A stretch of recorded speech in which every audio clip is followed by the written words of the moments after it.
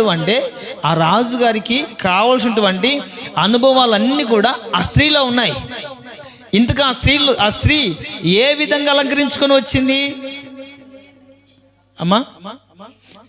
Hegai అనబడే పరిశుద్ధాత్మ దేవుడు, హేగే అనబడే సేవకుని ద్వారా ఆ స్త్రీ అలంకరించబడింది.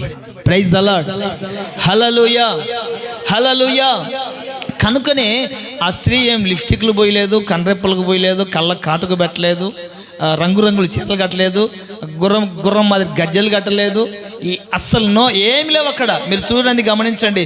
ఎస్తేర్ గ్రంథంలో రాయబడినటువంటి మాట, ఆ స్త్రీ లోక సంబంధమైన అలంకరణ ఒక్కటి కూడా ఆమెలో కనిపించలేదు. మరి ఎందుకని సెలెక్ట్ చేసుకున్నాడు రాజు?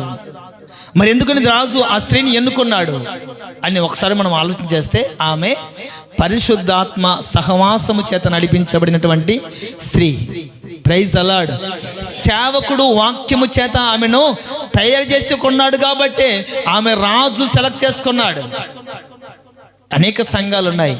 మన సంఘం కూడా రాజు అయినటువంటి యేసురాజు, రాజులకు రాజు, ప్రభులకు ప్రభువు, సర్వలోకానికి చక్రవర్తి.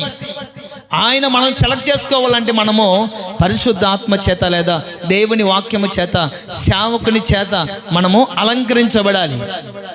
Praise the lord. ఎవరైతే దేవుని వాక్యం ప్రకారంగా జీవిస్తారో, ఎవరైతే పరిశుద్ధాత్మ అనుభవం చేత నడిపించబడతారో, ఎవరైతే దేవుని పోలిక చొప్పున మార్చబడతారో ఆ సంఘాన్ని దేవుడు సెలెక్ట్ చేసుకుంటాడు. హల్లెలూయా, హల్లెలూయా. నా ప్రియమైన వాళ్ళరా, ఈ ఎస్తేరు సెలెక్ట్ అవడం గల కారణం ఏంటంటే, హేగే అనబడే ఒక హేగేను పరిశుద్ధాత్మ దేవునికి సాదృశ్యంగాను, హేగే అనబడే వ్యక్తి సేవకునిగాను సాదృశ్యంగాను కనబడతారు.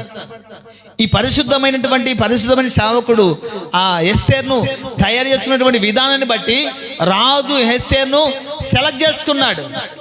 నా ప్రియమైన వాళ్ళరా, ఈరోజు మనం కూడా కాన్సెప్ట్ మార్చుకోవడం గల కారణం ఏంటంటే, ఈ 2026 సంవత్సరంలో మనం కూడా కాన్సెప్ట్ మార్చుకోవడం గల కారణం ఏంటంటే, ఏ విధము చేతనైనా దేవుడు మన సంఘాన్ని సెలెక్ట్ చేసుకోవాలి. ఆమేన్. దేవుడు మనల్ని సెలెక్ట్ చేసుకోవాలి. ఆమేన్. ప్రభు రాకడలో మనం ఉండాలి. సంఘాన్ని దేవుడు ఏదాంతో పోల్చాడంటే వధువుతో పోల్చాడు. అంటే అక్కడ ఉన్నటువంటి రాజు ఎవరు? అహశ్వేరోషు. మీరని చెప్పండి, మనకు నోదరు కదా. ఆ రాజు పేరేంటి?